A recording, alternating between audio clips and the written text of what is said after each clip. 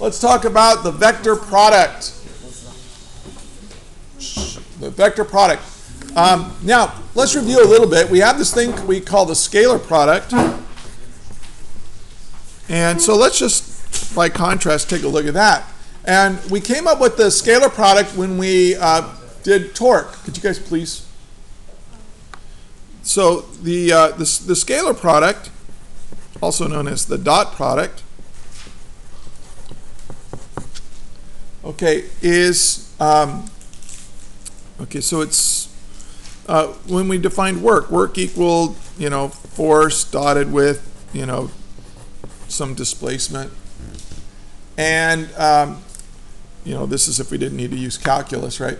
And now notice what happens here is we call it the scalar product because force is a vector and displacement is a vector, but I multiply them together in such a way that I get a scalar, because work is a scalar quantity. It doesn't have any direction associated with it. Okay, and remember we did this by taking the magnitude of this and multiplying it by the magnitude of this, and then multiplying by the cosine of the angle between them. And then once you did this, you lost any direction.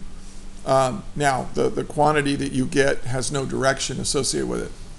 One way of thinking of this cosine theta just says the amount of this that's in the same direction of this gets multiplied. Okay, and it doesn't really matter how that's oriented. So anyway, that's a scalar product. We use it to define work.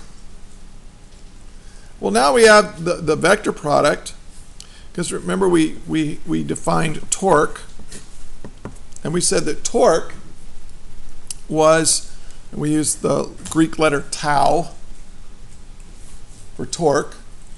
And again, this is just the tradition of using Greek letters to represent rotational things. And then we use, regular letters to represent linear things. And so here's your torque, and we said that was equal to R times F times the sine of the angle. And we call it phi instead of theta. It doesn't matter. The book uses phi. But this is how we define torque. Now let me review that. Suppose I have a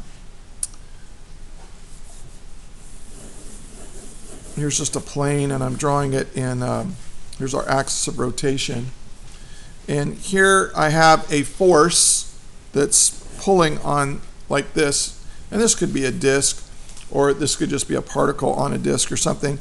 And then here is our distance r, and this is our force F.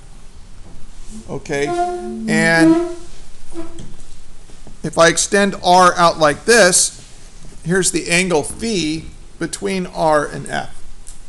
Right? I mean, I can pick this vector r up, stick it right here, and this would be the angle between r and F. And I think you can see that the torque is the product of these two.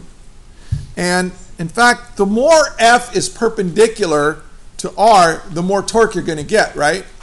I mean, torque is the tendency, it's kind of the equivalent of force, and then it's trying to make something twist. I mean, what if the force was like this, so that phi was 90 degrees? Well, you're getting the maximum torque, right? And I mean, it's just going to be the distance r times the force F and times the sine of 90 degrees. Well, what's the sine of 90 degrees? It's 1. So yeah, so you get a maximum torque. But what if, now just think of this physically. What if my force was in the same direction as r? What if I'm trying to do that? Okay, now I can use my pencil here. What if I want to, this is my axis of rotation. I'm going to hold it right here. This will be my axis of rotation. If I push on it like this, I get maximum torque, right? Here's R times F, and the angle is 90 degrees between R and F, so I'm getting maximum torque. It wants to twist the pencil. But what if I just pull on it? Here's my force again, but now I'm pulling on it. So R is this way, and F is this way. Is there any tendency to want to twist? No, it just wants to pull. So if phi is 0 degrees, that is, if R and the force are in the same direction, you ain't got no torque. Okay, because the sine, what's the sine of 0 degrees? It's 0. So you get 0 torque. And it makes sense. So torque is the tendency of a force to twist something. Depends on the location of the application of the force with respect to the axis of rotation. That's what your R is, times F, but also the angle matters. Now, think about this, though. R is a vector, and F is a vector, but also torque is a vector in that this product, I'll put the torque right here. I'll show it like this. The magnitude of how long this is depends on what you get when you multiply this and this and this. But the direction of it is, using the right-hand rule, defines the plane of the axis of rotation that this torque has. See, it's using that right-hand rule. It's trying to twist that way. So that's the direction of the torque. So basically, here's what we're doing. We're multiplying two vectors together in such a way that we get a vector as an answer.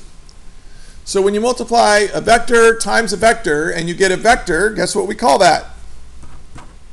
The vector product.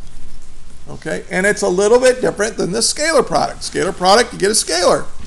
They also call it the dot product. The scalar product is also called the dot product. Why? Because what's the notation we use? A big fat dot. Okay, and that's why they call it the dot product for short, because dot is a lot easier to say than scalar.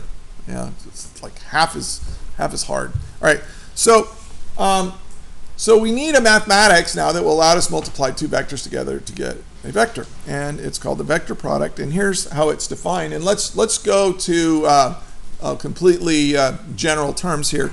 Instead of using torque and R and F, I'll use A, B, and C. Suppose I have a vector C. By definition, I'm gonna say C is going to be what I get when I go A cross B. So this little symbol, the times sign, which we use in regular multiplication, right? But now when this little times sign is in between two vectors, it means, hey, do this. Okay? It's an operator. The operator says, do the following to these vectors to get this vector. Okay? It will be the magnitude of A times the magnitude of B times the sine of the angle between them, and we'll use theta. Sometimes they use phi and sometimes they use theta. Theta, now you have to understand, theta is the angle between A and B when you put A and B tail to tail. Like if this is, if this is vector A and here's vector B, this is theta right here. Now this gives us the magnitude, but what about the direction? And of course I wrote over where I want to write, so let me just rewrite. This is A, B, sine B. This is the magnitude, okay, of it. Now what about the direction? You get the direction using the right, I write the right hand rule, or RHR. I'll abbreviate the right hand rule from now on, RHR. Now the right hand rule is a big deal, especially when we get to magnetism.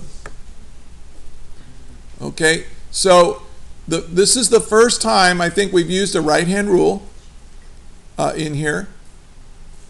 Well, I think we talked a little bit about it when it comes to the direction of torque and angular velocity and angular acceleration. But you take your right hand, put your right hand in. Okay. Don't put your left hand in. All right. That's not what it's all about. Okay. So the right hand rule works like this. You take your right hand and you sweep your hand, your fingers. Let me zoom all the way up here, as much as I can. You take your fingers and you sweep from the first vector to the second vector. And you look what direction your thumb is pointing in. Everybody take your right hand. And if you're left-handed, you got to put your pencil down. I mean, if you're, I'm sorry. Yeah, if you're right-handed, put your pencil down and do this. If you're left-handed, you have an advantage. If you haven't sprained your thumb or anything, you have an advantage. So, because you can write and use the right-hand rule at the same time. I have had students get completely the wrong answer because they're right-handed and they use their left hand to figure these things out, and then they get an answer that's 180 degrees in the wrong direction. It's kind of funny. Anyway. Can I say my thought on that right-hand rule? No, not right now. Wait, Mr. Like, I have a question. You sweep from, you just sweep from. You go from A to B, from the first vector to the second vector. Now look at this. Quiet, please. Look up here. From A to B. So in order to use my right hand, I have to flop my hand over like this and go from A, sweeping over to B. My thumb is down. So this vector, C, would be down into the paper. Here's the problem, you guys. When you're using, with vector products, you have to be able to think in 3 dimensions. X, Y, and Z, I, J, and K. Okay, and it's a little brain twisting. You just have to get used to it.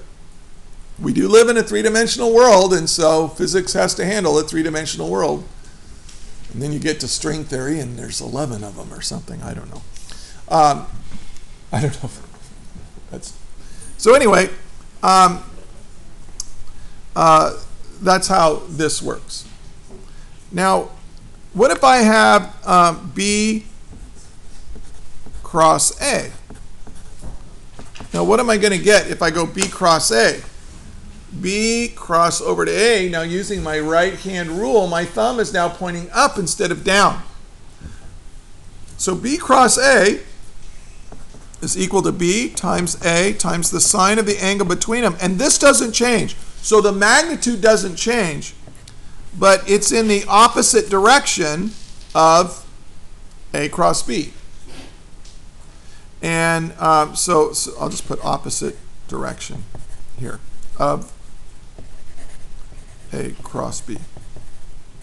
Now, the way we quite often say that, it's in the, if C is defined to be A cross B, well then B cross A is C, but in the opposite direction. And the way we write a vector that's in the opposite direction of another vector is we just put a negative in front of it. Negative C. So,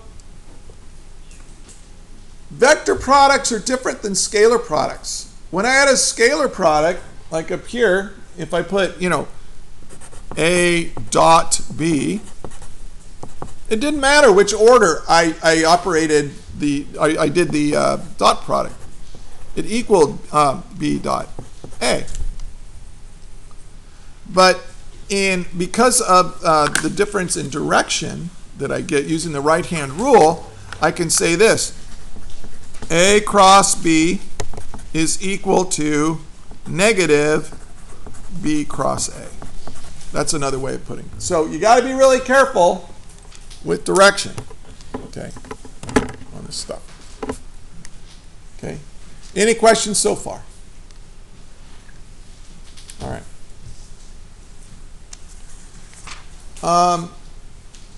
Now there are some other properties that you should know, and they're in your book. And I'm not going to, prove these because this isn't a math class. Let me zoom in a little bit.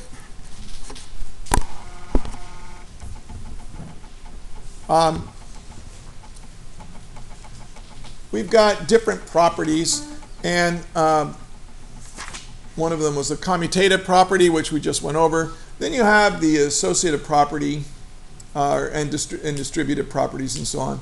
So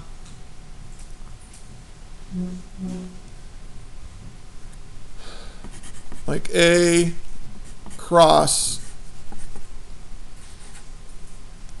B plus C. Let's say I'm going to add two vectors together and then cross it with a third vector.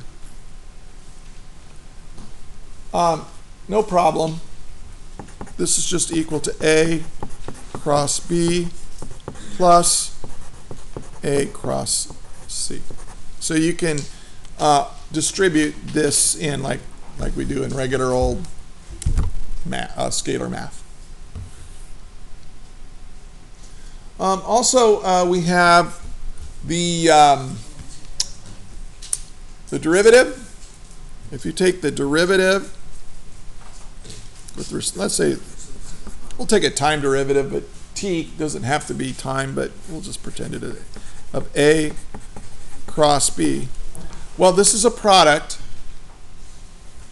and it turns out this works out to be the derivative of A with respect to time crossed with B plus A crossed with the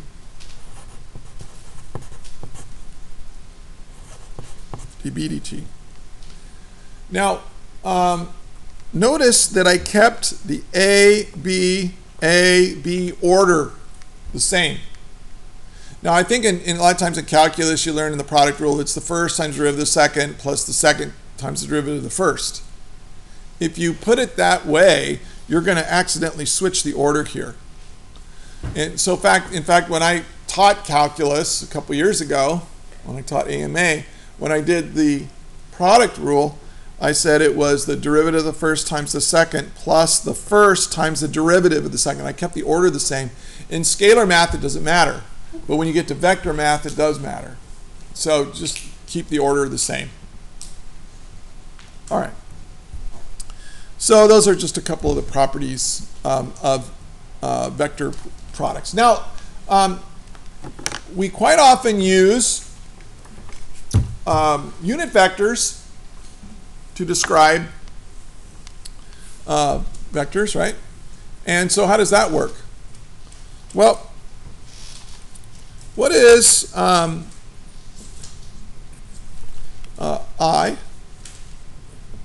cross I? Let's take a look at the unit vectors.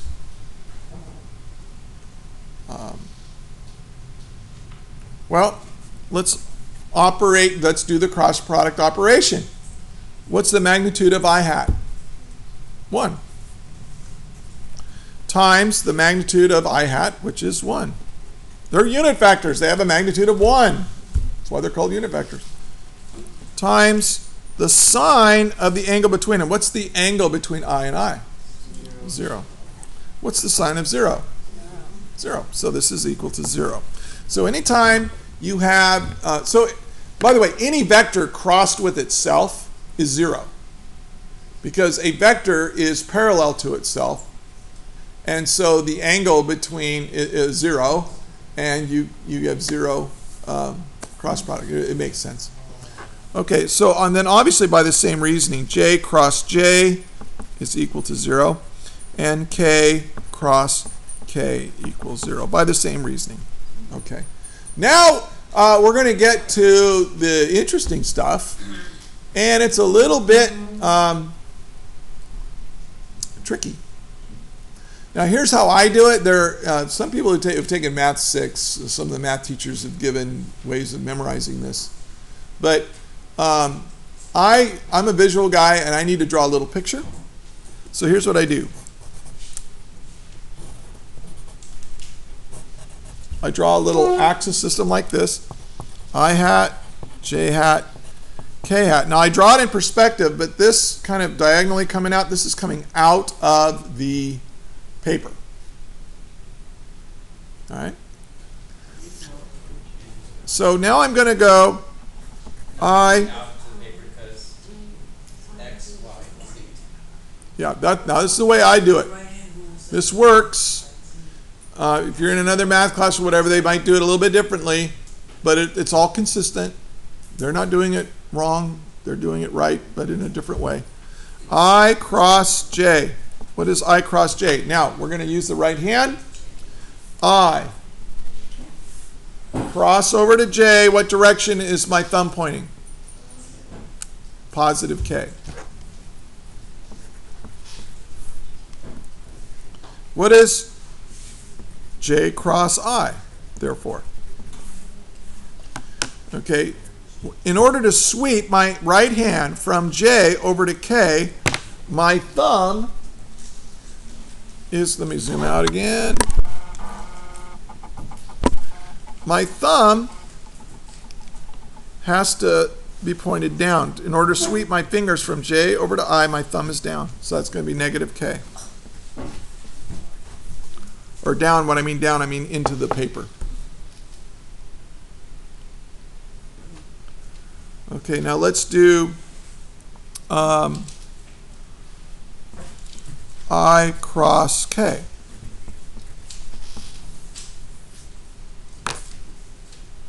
I cross K. Take your right hand, sweep it from I to K. What direction is your thumb? It's what? Negative J. Yeah, see, I tricked you. I didn't put the positive one first. In order to sweep, I have to really do some gymnastics here.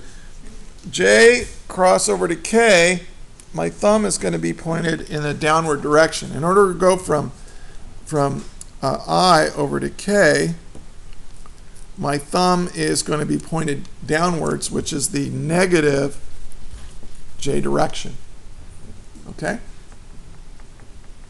And then, obviously, to go from K cross I, that's a little bit easier. Well, K is coming out of the paper. Sweep your hand over to I. Your thumb is going to pointed up in the positive J hat direction.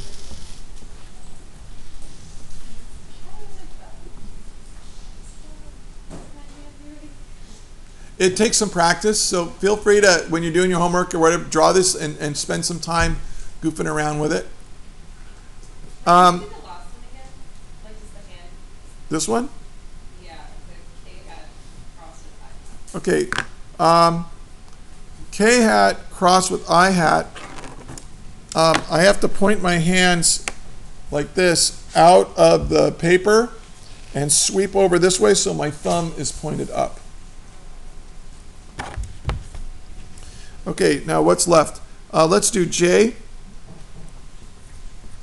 cross K. And J cross K, this is the easiest one. It just fits very nicely. I point my fingers in the direction of J, cross over to K, which is out of the paper, and my thumb points to the right. So that's positive I. And then I have K cross J. So K cross J, I have to point my finger out and then cross over to J, and my thumb points to the left, which is negative I hat. So when you're multiplying two vectors now that are in IJK form, you just use this. Now, if you can try to memorize this, I can't memorize it. Whenever I do these problems, I draw a little IJK and I have to visualize it and practice. There is a way of memorizing it. I think they make a little circle or something. You know. So, or like the other way or something. I don't know. You know what? Yeah. So there's a way of doing it. This is how I do it. Okay, and now there's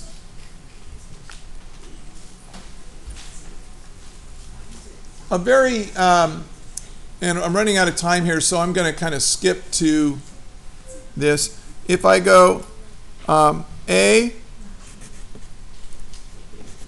is equal to AX in the I hat direction plus bx in the j hat direction plus c, I'm sorry, what am I doing? ay, and then az in the k hat direction. And let's say I've got a vector b that's bx, by, bz in the k hat. Now, if you take these two vectors and you go A cross B, it's very tedious. But if you think about it like this, if you FOIL it, like this times this, well, AXI cross BXI, you get 0 because I cross I is 0. But then you multiply this, you have AX BY, I cross J is K, and then you go AX BZ, I cross K, well, I cross K is negative J. And then you do the same thing with this one, and then you do the same thing with this one. Okay, and I'll leave it to you, but what you get is this, A cross B is equal to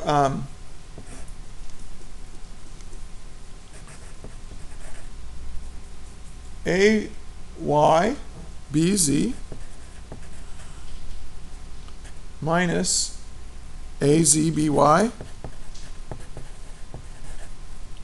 in the I hat direction.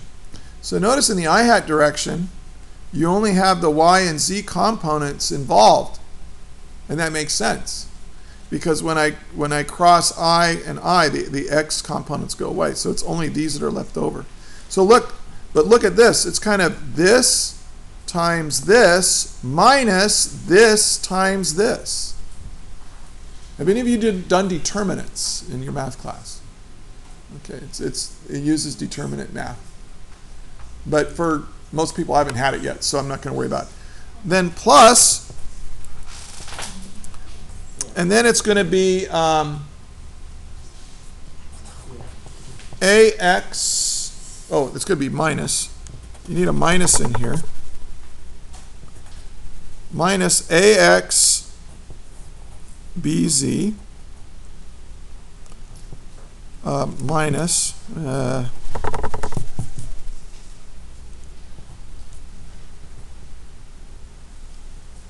AZ BX in the J hat direction. Okay?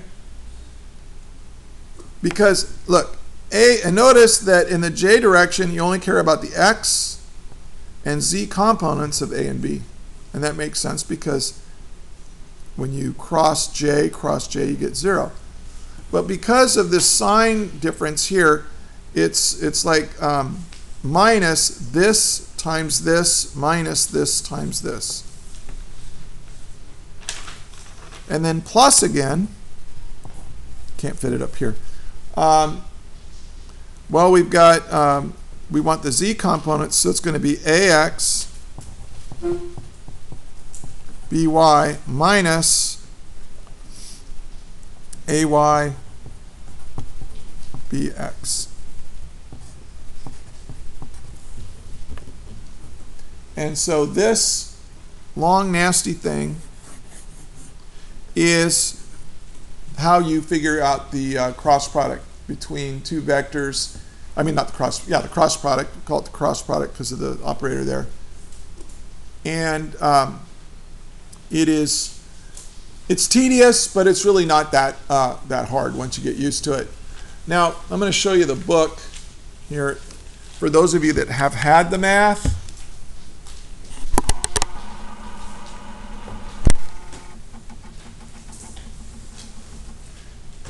what I just did, well, what I just wrote down is right here.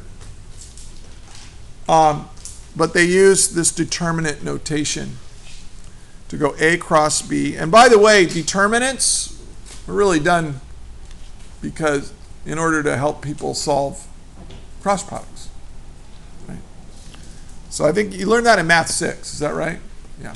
So there's the application for it in physics. Okay, so that's all the time we have for right now. The cross product is used for right now to calculate torque. Next time, we're also going to use the cross product to define angular momentum. Okay, and so it's used a lot in electromagnetism as well. So this is an important mathematical operation to learn, cross product. So spend the time to really understand it and to practice it and to see how, because it's three-dimensional space, it is pretty challenging.